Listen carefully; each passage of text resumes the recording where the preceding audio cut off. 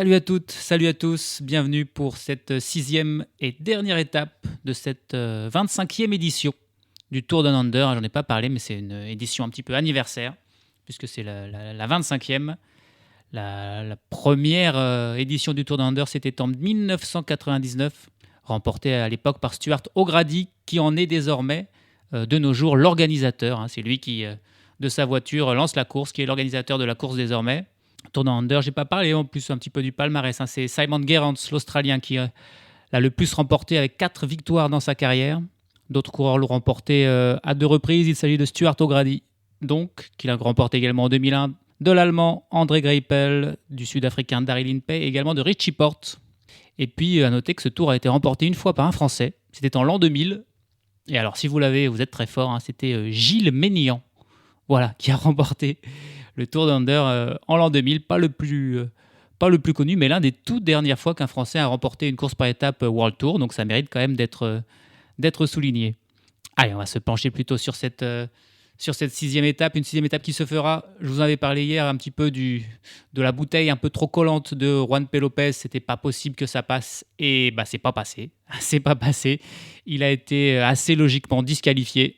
Il ne sera pas au départ de cette 6e étape et il ne figurera pas non plus au classement général. Il a été vraiment transporté pendant 30 secondes par la moto, c'était pas possible, il est disqualifié et il a dû avoir une belle amende en plus.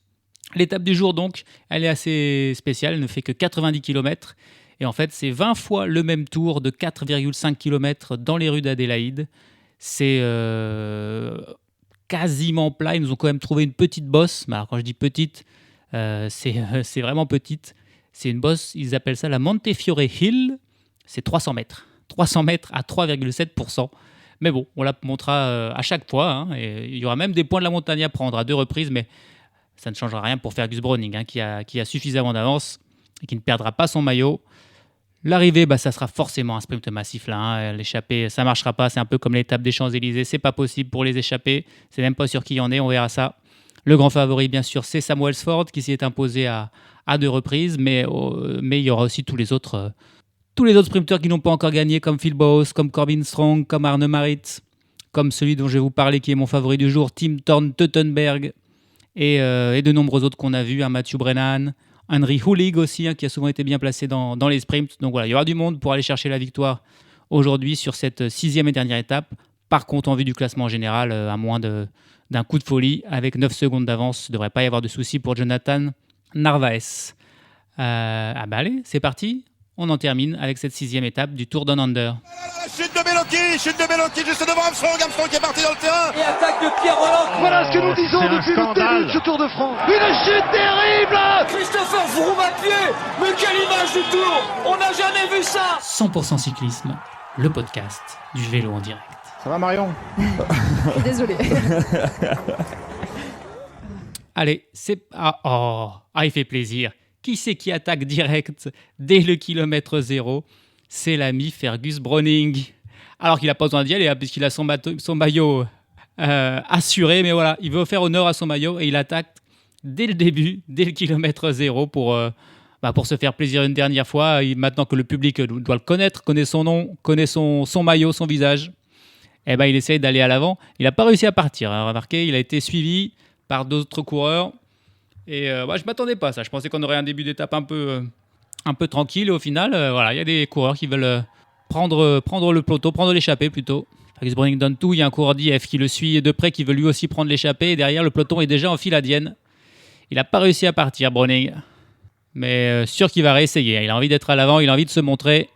C'est un tour tellement réussi pour lui. Mais pour l'instant, il est juste, il n'est pas échappé. Il est en tête du peloton, basiquement.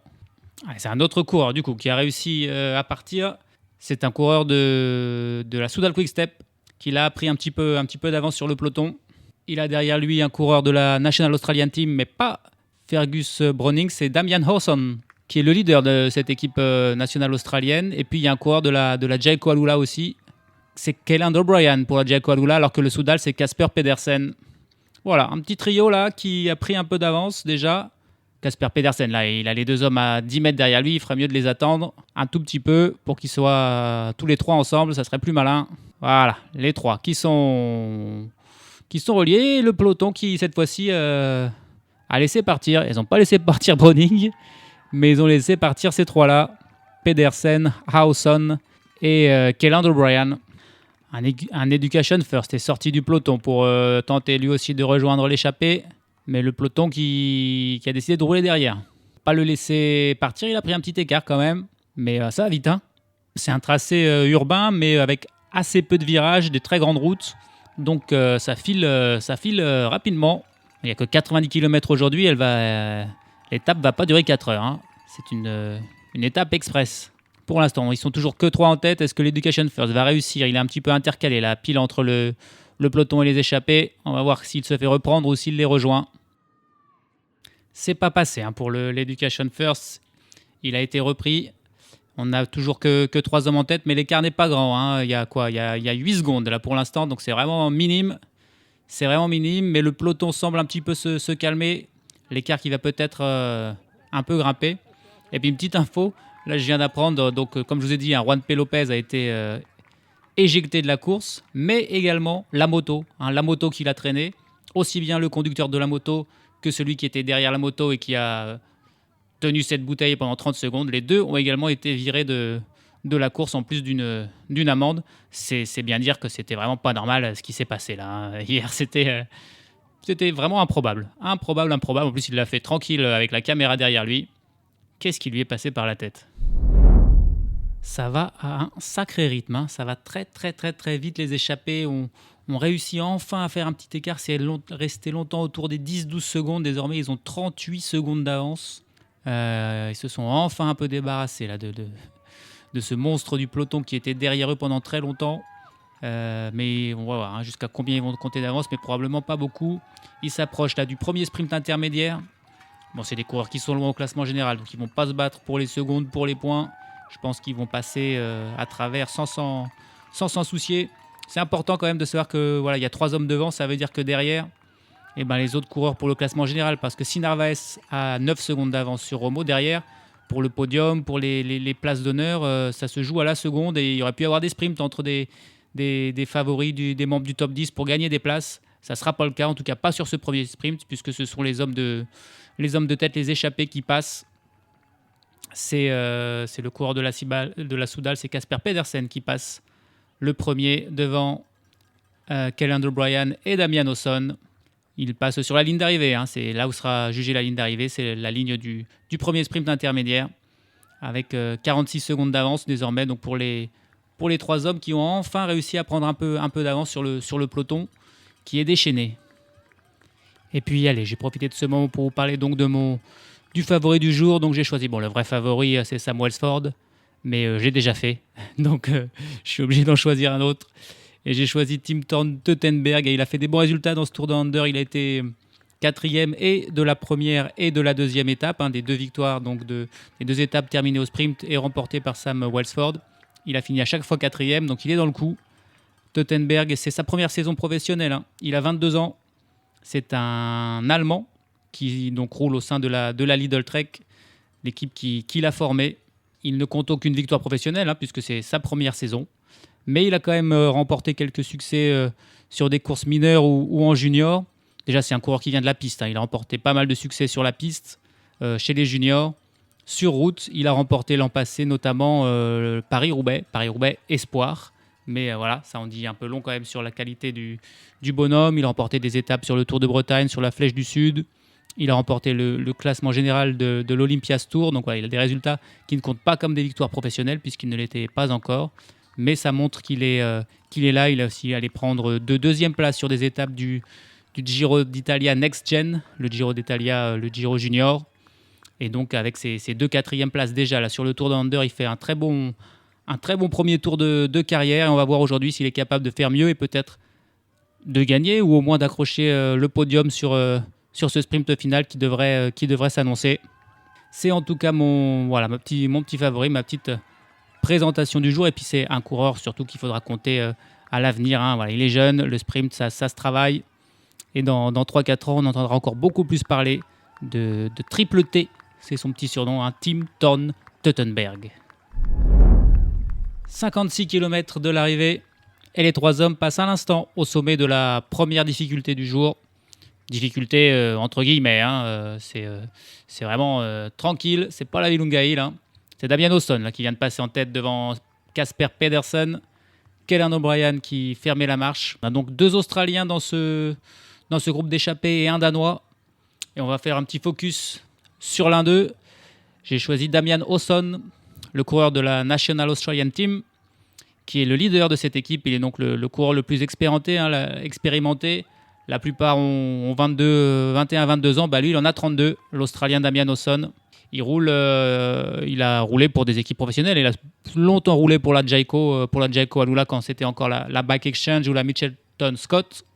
Ça fait 3 ans désormais qu'il est à la Q36.5 Pro Cycling Team, la nouvelle équipe de Thomas Pidcock, notamment équipe de seconde division, qui n'était donc pas qualifiée pour cette course World Tour Down Under, mais lui a été appelé pour faire partie de l'équipe nationale australienne. Il a un bon palmarès, il compte 7 victoires. 7 victoires dans sa carrière, dont 3 classements généraux sur le Tour de République tchèque, le Tour de Hongrie et le Herald Sun Tour, plus que quelques victoires d'étape dans ces mêmes compétitions. Et puis c'est un spécialiste du contre-la-montre, hein. C'est surtout dans les contre-la-montre qu'il a remporté des victoires, et il a notamment été, quand même, champion du monde du contre-la-montre junior quand il était jeune. Hein. C'était en 2013. Il devançait Johan Payot, le Français, qui terminait 2e. Mais il y avait aussi quand même des beaux noms. Il y avait Stefan Kung, quand il était jeune, qui finissait 6e. On avait Victor Kampenarts, 8e. On avait Yves Lampard, 14e. Donc il y avait des beaux noms. Et Damian Howson, ce jour-là, s'était imposé. C'était en Italie. Champion du monde junior, donc du chrono. Un coureur, un besogneux, un rouleur. Quelqu'un qui se sent bien dans une échappée et qui est un bon leader pour l'équipe nationale australienne. Pour les petits jeunes, c'est bien d'apprendre à côté de lui. Et puis pour ses compagnons d'échappée, la Casper Pedersen et Kellan O'Brien, c'est un bon coureur à avoir puisque c'est forcément un très bon rouleur. Il a participé aussi à 10 grands tours dans sa carrière, dont 2 fois au Tour de France, 3 fois au Giro et 5 fois sur la Vuelta, sans jamais faire le moindre podium ou résultat marquant. Mais voilà, il a été là, il a participé à la grande messe du cyclisme mondial. Et aujourd'hui, il est devant. Alors les 3 hommes de tête sont désormais à 54 km de l'arrivée. Ils ont 40 secondes, hein, l'écart qui n'a jamais monté au-dessus de la minute. Je ne crois même pas qu'ils aient atteint les 50 secondes d'avance. Le peloton et les équipes de sprinteurs derrière, hein, qui roulent. Ils veulent être sûrs que ça ne part pas trop loin, puisque comme l'échappée est courte, comme l'étape est courte, les échappés ne sont pas forcément fatigués après 50 km. On ne peut pas leur laisser trop d'avance, sinon ils auraient suffi trop de jus dans le final. Je regarde le peloton, c'est la Red Bull qui roule pour Sam Welsford, pour maintenir l'écart et pour garder les échappés pas trop loin d'eux. 37 km de l'arrivée, on a toujours les 3 hommes en tête, mais ça s'anime un petit peu dans le peloton avec des sortes d'attaques. On a un coureur de la Red Bull qui vient de sortir accompagné d'un coureur de la Movistar. C'est Finn Fisher Black qui est sorti. C'est Finn Fisher Black qui est un coureur du classement général. Donc là, le peloton, la Emirates ne va pas les laisser partir. Il y a Teftation pour la Movistar qui l'a suivi. Il y a des coureurs de la Jayco, un autre coureur de la Movistar qui est également sorti. C'est un petit peu désorganisé. C'est finalement un coureur de la team Pisnik Postenel qui roule. Ouais, faut pas laisser Fisher Black quand même partir. Alors c'est juste avant le sprint intermédiaire, mais ça sert à rien puisque ce sont les échappés qui sont toujours en tête avec 18 secondes d'avance qui vont prendre les secondes. Ils passent à l'instant. Là, c'est Damian Howson qui va a priori passer en premier devant Pedersen et il se retourne d'ailleurs. Non, finalement, c'est Kellan O'Brien qui est passé devant Pedersen et Damian Howson. Il s'est fait doubler juste à la fin, mais ça les importe peu. Hein. Ils ont vu que le peloton s'est rapproché sous ces accélérations de Finn Fisher Black qui a été finalement repris, mais ça va à fond. L'écart est vraiment minime. Hein. On les voit, ils sont... À chaque fois qu'on va les échapper, on voit le peloton derrière. Hein. Ils sont toujours là. Une menace toujours présente pour les échapper. C'est une étape vraiment différente. Hein. On sent que c'est une étape rapide, c'est une étape courte. Il reste 35 km, ils ont 20 secondes d'avance. Ça va être très compliqué d'éviter le sprint massif, mais c'est une belle résistance qu'opposent les échappés. Ah, et maintenant, c'est qui là ? C'est Oscar Onley qui s'essaye à son tour de sortir du peloton. Je ne m'attendais pas à voir les coureurs du classement général tenter de sortir. Onley, il est 3e au classement général. 3e ou 4e ? il est sorti à son tour. Et il est mieux sorti que Fischer Black. Il n'a que quelques secondes de retard sur Romo, sur Fischer Black, sur Narvaez. Donc, il tente le coup. On est loin, on est à 32 km. Ça a quand même très très peu de chances de réussir, mais voilà, il a le mérite d'essayer. Les 3 hommes de tête, Callan O'Brien, Damian Olsson et Casper Pedersen qui se retournent pour voir qui c'est qui arrive derrière. Ils ont 12 secondes d'avance encore.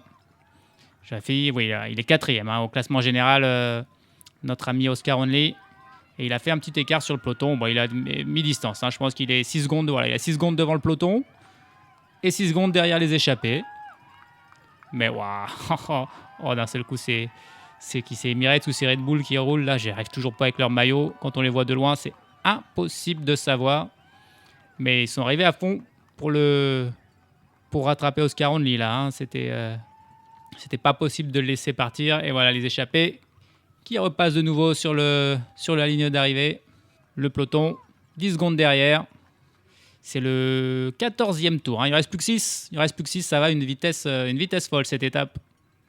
Et c'est bien la Team Emirates qui roule en tête du peloton pour reprendre Onley, ce qui est chose faite désormais. Voilà, Onley a tenté, mais non. Pas sous la surveillance de la Team Emirates. 21 km de l'arrivée et sous le soleil et la chaleur australienne. Il fait 34 degrés aujourd'hui, il fait beau, il fait chaud. Il fait presque trop chaud là, 34 pour faire du vélo. Ça fatigue un peu. Et on est dans la toute dernière ascension de ce Tour Down Under, toute petite ascension, des derniers points à distribuer qui ne changeront rien à rien. Les 3 hommes de tête qui seront les 3 premiers au sommet qui vont prendre les points.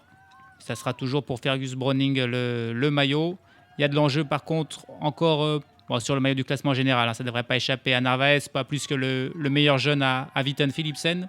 Il y a de l'enjeu par contre pour le maillot du classement à points du meilleur sprinter. Alors que voilà, il passe au sommet, c'est fini. C'est Damian Olsson qui aura l'honneur de passer pour la dernière fois au sommet d'une difficulté sur ce Tour Down Under. Et puis voilà, donc je disais du suspense pour le maillot de meilleur sprinter parce que c'est Sam Welsford qui l'a sur les épaules et qui est le grand favori du jour, certes, mais il a le même nombre de points que Jonathan Narvaez, qui va peut-être se faire le plaisir de se mêler au sprint aujourd'hui. Et il n'a que 8 points d'avance sur Brian Cocard. Donc si jamais Brian Cocard arrivait à faire un très bon sprint et que Welsford se ratait, il pourrait peut-être récupérer ce maillot du classement à points. Ce qui serait une super performance. Et c'est un petit peu le seul suspense qui reste du côté des maillots distinctifs sur ce Tour Down Under. Et l'autre suspense, c'est bien sûr qui va gagner cette dernière étape. Quel sprinter va réussir à battre Welsford, ou est-ce que c'est Welsford qui va faire respecter un petit peu la hiérarchie? On attend beaucoup de Phil Boss, je pense quand même. Et puis mon petit Teutenberg. Les échappés ont 23 secondes d'avance à 19,6 km de l'arrivée. Ils ont toujours été entre 20, 30, 40 secondes. Jamais laissé partir, mais ils ont à aucun moment lâché leur effort. Je peux dire que là, il n'y a personne qui se repose, il n'y a pas de temps mort. Tout le monde donne le maximum dans les rues d'Adélaïde. 8 km 5 de l'arrivée, les 3 hommes sont toujours devant, ils sont toujours à fond, ils ont 11 secondes d'avance sur le peloton qui s'est organisé. Les trains de sprinteurs se sont mis en place. On voit la Decathlon AG2R qui est là, on voit la Red Bull. C'est du jeu de placement désormais. Mais bon, il faut déjà rattraper les échappés quand même. Alors que ça a explosé d'ailleurs dans les échappés, j'ai l'impression. J'ai l'impression qu'il y a eu soit une attaque, soit quelqu'un qui a lâché prise. Ah oui, non, c'est plutôt une attaque. C'est Casper Pedersen qui a lâché les 2 autres. Et du coup, les 2 Australiens qui se sont fait avoir là, Callan O'Brien et Damian Olsson, qui sont lâchés. Il n'y a plus que Casper Pedersen en tête. Je ne sais pas s'ils vont poursuivre leur effort. Les deux Australiens, là, ça fait un coup au moral de voir l'un des 3 partir. Il a 9 secondes d'avance, Casper Pedersen. C'est un très bon rouleur, le Danois aussi. Voilà, tout plat. C'est typiquement dans ses cordes. Et il a fait un bel écart, il les a lâchés. Les 2 Australiens qui sont désormais plus près du peloton que derrière eux que de Pedersen devant eux. Ça peut aller, pourquoi pas, ça pourrait passer. En tout cas, ça pourrait donner un petit peu de fil à retordre et de sueur froide au peloton. Voilà, une fois qu'il est tout seul, il n'a plus à soucier de s'économiser, de de passer des relais un petit peu moins. Peut-être que Damian Lawson ou Kellan O'Brien passaient des relais un petit peu pas suffisamment forts à son coup. Là, il est seul dans son effort. Il a 7 km, 10 secondes d'avance. Et pourquoi pas. Pourquoi pas. S'il y en a un qui peut le faire, ça pourrait bien être lui. Et voilà, les deux autres qui sont repris. Enfin, c'est d'abord Damian Lawson là, qui est repris. C'est pas la même. Il a complètement arrêté. Narvaez en tête du peloton. Il veut être sûr de ne pas être pris dans une cassure ou dans une chute. Là, hein. C'est important pour le classement général. C'est repris aussi là, pour Kellan O'Brien. Il n'y a plus que Kasper Pedersen seul en tête. Il a 12 secondes d'avance. Et va falloir aller le chercher. Hein. C'est Ineos qui est en tête du peloton désormais qui roule. Ineos, ils n'ont pas de victoire d'étape. Ils ont plusieurs cartes. Hein. Ils ont eu Ben Swift, ils ont eu Connor Swift, ils ont eu Samuel Watson. Qui est-ce qui va être le leader du sprint aujourd'hui pour Ineos? On ne sait pas. Il y a la Red Bull d'un autre côté de la route qui roule aussi. Ça panique pas. Hein. On est encore à 6 km. C'est long, 6 km. C'est long malgré tout. Il a que 13 secondes d'avance. Il est seul contre 130 coureurs. C'est beau ce qu'il fait là, Pedersen. Il résiste bien. Il a toujours 10 secondes d'avance. Il n'a pas perdu de temps. Il a 4,5. On est à 4,5 km de l'arrivée. Il vient de passer sur la ligne. C'est le dernier tour. C'est le dernier tour et le peloton qui s'emploie à fond derrière. On voit Ineos, on voit la Israël, on voit la Decathlon, la Groupama. Et c'est à la fois une guerre de placement, mais sauf qu'ils donnent tout pour être bien placés. Ensuite, ils n'ont plus forcément envie de rouler parce que c'est bien de rouler et de tout donner pour reprendre Pedersen, mais il faut aussi garder de la force pour lancer son sprinter. Donc ça donne un petit espoir à Kasper Pedersen, même si là l'écart est en dessous des 10 secondes. Hein. Il y a peut-être 5 secondes. Mais il ne se relèvera pas jusqu'à être repris, Pedersen, ça c'est sûr. Il se retourne encore. Pedersen, il voit que le peloton est juste derrière. C'est la Ineos là, qui fait l'essentiel du boulot, qui a le train le plus passé. Ils sont 3-4 Ineos en tête du peloton. C'est le moment d'être placé un peu pour tout le monde. Il y a eu une petite chute. Oui, il y a un virage qui a été pris trop large. Là, c'est Pierre-André Côté, le Canadien d'Israël, qui est allé dans la barrière, mais ça va, il est debout. Et ça aurait pu être plus dangereux, mais finalement, ça va. Le peloton est toujours entier. Kasper Pedersen est toujours en tête. On est à 3 km de l'arrivée. Mais il tient. Allez, continue. Plus que 3 km. Il y a encore 5 secondes. C'est Ineos qui roule. Est-ce qu'il roule pour Watson ou pour Swift? On ne sait pas. Pour l'un des deux, ça c'est sûr. Et il bouge, il se retourne. Il baisse la tête, il serre les dents. Kasper Pedersen. C'est une superbe résistance. J'aimerais vraiment qu'il résiste jusqu'au bout, qu'il aille au bout, mais on le sait, les équipes de sprinteurs, ils connaissent ça. Même s'ils le reprennent qu'aux 300 derniers mètres, ils le reprendront. Allez, un des Ineos, il a tout donné, il se met sur le côté, c'est fini, il a suffisamment bossé. Et là, il n'y a plus... Ah là, ça y est pour Pedersen, il est repris. 2,5 km. Ouais, ça n'a pas attendu les 300 derniers mètres, finalement, quand même. C'était à 2 km 500. Allez, c'est un Groupama qui mène le peloton désormais pour Matthew Wall certainement, mais il est tout seul le Groupama. Derrière lui, il n'y a que des Ineos, il y a un Cofidis, il y a peut-être quelques Bahreïn, la Red Bull. Il est où Sam Welsford là avec son maillot bleu? Ouais, il est là, il est bien placé dans la roue d'un coéquipier, de deux coéquipiers même. Il y a aussi, il y a 3 Bahreïn aussi qui sont là pour travailler pour Boos. Je vois 3 Alpecin aussi, probablement pour Henry Hulig. 3 Ineos, là c'est un peu... 3 Groupama aussi, ça y est, qui sont là. C'est les forces sont égales là, hein. Ça va être un beau sprint à la régulière, on espère. À 1 km 500 désormais, c'est un coureur de l'Alpecin qui est tout seul, mais il a un Groupama dans sa roue. Le Groupama a un Team Picnic PostNL dans sa roue. Donc c'est un petit peu il y a des drames, mais ils sont un petit peu tout mélangés. Il y a pas mal de virages en fait là sur ce final. Hein. C'est un cirque. Ouh, la chute juste devant. Oh, la chute juste devant. Oh là là là là là là. Ah, c'est Lewis Askew de la Groupama qui est tombé. Il a entraîné beaucoup de monde avec lui. Alors là, ça va tout changer. Hein. Parce que c'était vraiment tout devant du sprint. Il n'y a plus que 20 coureurs désormais dans le groupe de tête. Oh là là là là, c'était un virage. Je l'ai justement dit, il y a un virage. Et ben voilà, ils sont allés trop vite et il a glissé tout simplement. Hein. Il a glissé sur le bitume. Et j'ai pas vu tout s'il a amené des grands sprinteurs avec lui. Welsford est toujours là. Tottenberg est toujours là. Il y a un Cofidis, je suppose que c'est Kokar qui est toujours là. Je vois un Bahreïn, c'est peut-être aussi Baos. C'est la Red Bull. Ça y est, qui est parti? Alors là, c'est clair. Il y a 2 Red Bull. Et Welsford derrière lui. Et Kokar. Derrière, dans la roue de Welsford, on a Tobias Lund Andresen pour la pique-nique qui est aussi là, encore bien placé. Ça va, il y a quand même la plupart des sprinteurs qui sont passés, qui ont évité cette chute. Il n'y a pas Mathieu Brennan, il n'y a pas de Visma, donc il y a quand même là le coureur qui n'est pas là. Ça y est, on est dans le dernier virage, il n'y a plus qu'un équipier, c'est Van Poppel qui lance Sam Welsford, il a Coquard dans sa roue et derrière, il y a des petits Coquard. Il y a un petit écart. Coquard qui est parfaitement placé. Allez, vas-y, ça serait énorme s'il arrive à le faire. Voilà, ça y est, Welsford qui lance Coquard dans sa roue. Welsford, il y a des fois, il y a personne derrière. C'est entre Welsford et Coquard. Coquard qui ne pourra pas le passer. Il ne pourra pas le passer. C'est Welsford qui s'impose, mais une belle deuxième place pour le Français. Derrière les deux hommes, il y avait au moins 2 vélos jusqu'au 3e. J'ai pas vu qui c'était. Troisième victoire pour le favori Sam Welsford à domicile. Comme l'an passé, il remporte 3 victoires. Il va remporter également donc ce maillot du classement par points. Il était le plus fort, mais il y a un seul coureur qui lui a donné du fil à retordre sur ce final un petit peu chaotique là, avec cette chute dans le final. C'est Brian Coquard qui aura fait un superbe tour, vainqueur il y a 2 jours et aujourd'hui deuxième. Il terminera également deuxième au classement de ce maillot à points. Et puis Jonathan Narvaez quand même qui vient d'arriver. Bon, il n'a pas été pris dans la chute, il a peut-être été ralenti, mais comme c'était dans les 3 derniers kilomètres, ça ne comptera pas. Et donc c'est Jonathan Narvaez qui va remporter le classement général de ce Tour Down Under. Un premier classement général pour lui sur une course World Tour. Il a bien fait de quitter Ineos pour Emirates, l'équipe qui gagne tout. Il les rejoint et il gagne à son tour. Un sprint encore parfaitement mené par la Bora. C'est Finn Fisher Black qui d'abord est l'avant-dernier meneur du sprint. Et puis ensuite, c'est parti pour la star limite de ce Tour d'Under, Danny Van Poppel, le lanceur parfait. Welsford dans sa roue, Coquard derrière. Et derrière, il y a un petit écart qui se fait entre Coquard et le poursuivant. C'est Rui Oliveira de la Team Emirates qui avait le droit de sprinter aujourd'hui.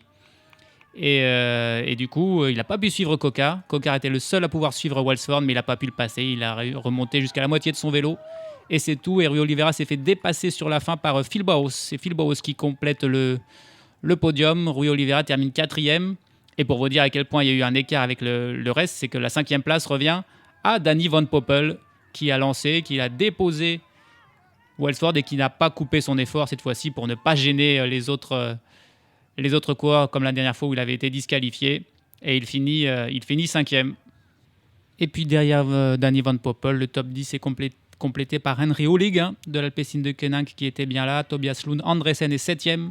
Tim Thorn-Teutenberg, mon favori, est 8e devant Matthew Walls de la Groupama. Et Andrea Raccani Noviero, un Italien de la Soudal Quick-Step, qui vient faire 10e. Les grands perdants, je pense, de la chute sont les Ineos, parce qu'il n'y a aucun Ineos dans le top 10 ni même dans le top 20. Ce sont eux qui ont été freinés par la chute de Lewis Husky, alors que c'était eux qui avaient le plus travaillé pour revenir sur les échappées, sur Casper Pedersen dans le final. C'est eux qui se sont fait avoir et qui n'ont pas pu participer à ce dernier sprint remporté par Sam Welsford. Au classement général, donc, pas de changement, la victoire pour Jonathan Narvaez, l'équatorien de la UAE Team Emirates XRG, qui devance Javier Romo, l'espagnol de la Movistar, de 9 secondes, et Finn Fisher Black de la Red Bull Bora Hansgrohe, 3e à 12 secondes. Oscar Only termine 4e à 15 secondes. 5e du classement général, on retrouve le premier français, Bastien Tronchon, avec 24 secondes de retard. Et du coup, moi j'ai un petit peu charrié Bastien Tronchon en lui disant « il n'est pas allé chercher les 3 secondes, il va le regretter ». Et pas du tout, puisqu'avec 3 secondes de plus, il n'aurait pas gagné la moindre position. Il a donc très bien fait. Il termine dans le top 5, 5e, un super résultat pour Bastien Tronchon. Luc Plapp, 6e dans le même temps que Tronchon. Et on a ensuite Magnus Sheffield de la Ineos Grenadier, 7e. Thomas Gloag de la Team Visma Lease Bike, 8e. Les deux hommes sont à 27 secondes. Top 10 complété par Patrick Conrad de la Lidl Trek à 31 secondes et Michael Woods à 47 secondes. Je vais juste donner quand même le classement du tenant du titre qui a complètement craqué, notre ami Stephen Williams, puisqu'il termine 53e à 8 minutes 21 du vainqueur. Donc là, Stephen Williams, c'est la grosse déception. Et l'autre ancien vainqueur, Jay Vine, lui termine 11e, juste aux portes du top 10, à 58 secondes. Mais comme c'est son coéquipier Narvaez qui a gagné, c'est bien moins décevant que pour Stephen Williams. Un mot aussi sur les autres Français du classement général. Donc on a dit Bastien Trochon 5e. Le second Français, c'est Rémi Rochas, qui vient chercher quand même la 12e place. Donc c'est un bon résultat. Par contre, déception pour Paul Lapérin, puisque le troisième Français, c'est même pas lui, c'est Quentin Paché, qui termine 32e, Dorian Godon 43e, et Paul Lapérin finit seulement 49e à 7 minutes 35, alors qu'il avait... il avait des ambitions au classement général, c'est sûr, Paul Lapéra, puisqu'on l'a vu sprinter pour la seconde de Bonif lors de la première étape. Et il n'en a été rien. C'est son coéquipier, Bastien Tronchon, qui fait le boulot.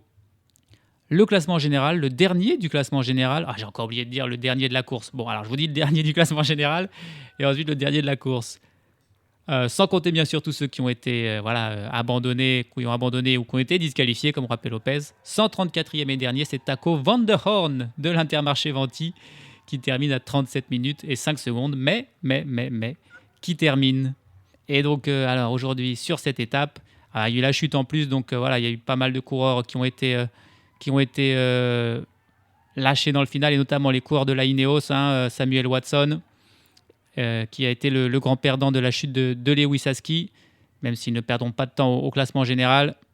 Celui qui a été lâché par contre, qui termine dernier avant la chute, c'est Lars Boven, l'Hollandais de l'Alpecin de Koninck, qui termine à 4 minutes 57.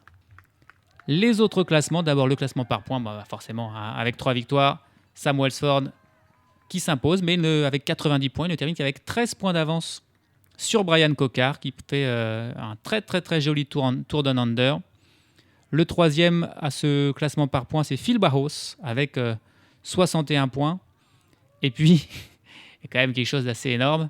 Donc dans ce classement, il y a tous ceux qui ont des points. Ça va jusqu'à Simon Clark qui a 1 point. Mais derrière Simon Clark avec 1 point, il y a le coureur donc dernier de ce classement, mais qui a priori marqué des points, c'est Laurens Pitty qui a -7. Alors, il a été disqualifié à un moment dû à un mouvement dangereux. Il a donc eu des points de retirés. Du coup, il apparaît sur le classement avec -7. Dernier, mais voilà, il fait mieux que ceux qui ont 0 points. Ceux qui ont 0 points n'apparaissent pas dans le classement, mais lui, avec -7, il y est. Donc, c'est assez étonnant. Ça m'a fait rire quand j'ai vu ça. Le classement de la montagne. Fergus Browning, les amis, qui termine largement vainqueur de ce classement. Le jeune coureur de l'équipe nationale australienne avec 58 points devance Maro Schmidt de la team Jaco Alula avec 27 points et Jonathan Narvaez, le leader du classement général avec 16 points.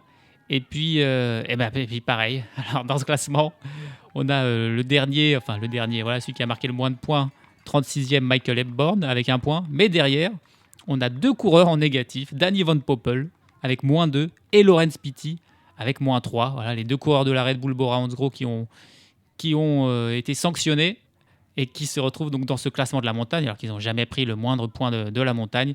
Bon, ça c'est une petite parenthèse assez étrange et amusante. Et puis donc le meilleur jeune, c'est le plus jeune, celui qui au départ était le plus jeune du peloton, Albert Witten Philipsen, qui a 19 ans, le coureur de la Lidl Trek. Encore un Danois de talent qui termine meilleur jeune. Il devance Zach Marriage qu'on avait découvert lors de la première étape. Dommage, et avec Fergus Browning qui termine meilleur grimpeur, et il aurait pu avoir Zach Marriage meilleur jeune, ça aurait été beau, mais il termine deuxième à 15 secondes. Et puis l'Espagnol Pablo Torres de la UAE Team Emirates XRG termine à 20 secondes. Il n'y avait que 2 Français dans ce classement, Noah Isidore et Eddie Louis-Touz, qui terminent 14 et 15e. Sur 16. Donc voilà, c'est pas des grimpeurs, pas des joueurs de classement général, c'est ces 2 coureurs-là. Et puis un classement dont j'ai jamais parlé, parce que bon, l'intérêt, je trouvais un petit peu limité, mais on va quand même le dire là, à la fin, c'est le classement par équipe. Le classement par équipe qui prend donc voilà, le résultat des 3 meilleurs coureurs de l'équipe. Et à ce petit jeu, c'est la Lidl Trek qui termine meilleure équipe pour 2 petites secondes. C'est quand même assez serré. 2 petites secondes d'avance sur la UAE Team Emirates XRG. Troisième, c'est Israël Première Tech à 1,50. La première équipe française, c'est la Groupama FDJ qui est 5e à 5 minutes et 22 secondes. Et ben voilà, c'était le Tour d'un Under. On a eu quand même du bon, notamment l'étape d'hier, moi sur laquelle j'ai pris beaucoup de plaisir. Il y a eu des sprints, il y a eu une victoire française, il y a eu des échappées au long cours. Il y a eu, voilà, on a découvert plein de coureurs. C'était cool et surtout, j'espère que ça vous a plu. J'espère que vous avez aimé cette nouvelle façon là de vivre et d'expérimenter le cyclisme. Si ça vous a plu, n'hésitez pas à aller suivre les pages de 100% cyclisme sur Instagram, sur Facebook. Abonnez-vous sur votre lecteur de podcast à la chaîne 100% cycliste. N'hésitez pas non plus à me contacter, à m'envoyer des petits messages pour me dire ce qui vous a plu. Toute critique constructive est vraiment la bienvenue. Je m'excuse au passage des nombreuses fois où ma langue a fourché au cours de ces 6 derniers jours. Je me suis rendu compte que j'étais en quelque sorte dyslexique. Mais bon, c'est pas grave, c'est pas parce que je suis un peu dyslexique que je ne vais pas continuer à commenter le cyclisme en inversant des syllabes de manière constante et régulière. Et puis la prochaine course, quand est-ce qu'on se retrouve ? On se retrouve le 2 février prochain pour la Cadel Evans Great Ocean Road Race. C'est la première classique World Tour de la saison. Ce sera aussi en Australie. On devrait retrouver un petit peu près les mêmes coureurs que ceux qui ont fait le Tour Down Under. Il n'y en a pas beaucoup qui vont venir en Australie juste pour ce jour de course. Donc on va retrouver probablement Wellsford et compagnie pour cette course qui aura lieu donc le 2 février. Ce sera le retour du cyclisme et du World Tour. D'ici là, portez-vous bien. À bientôt. Salut à tous. Salut à toutes.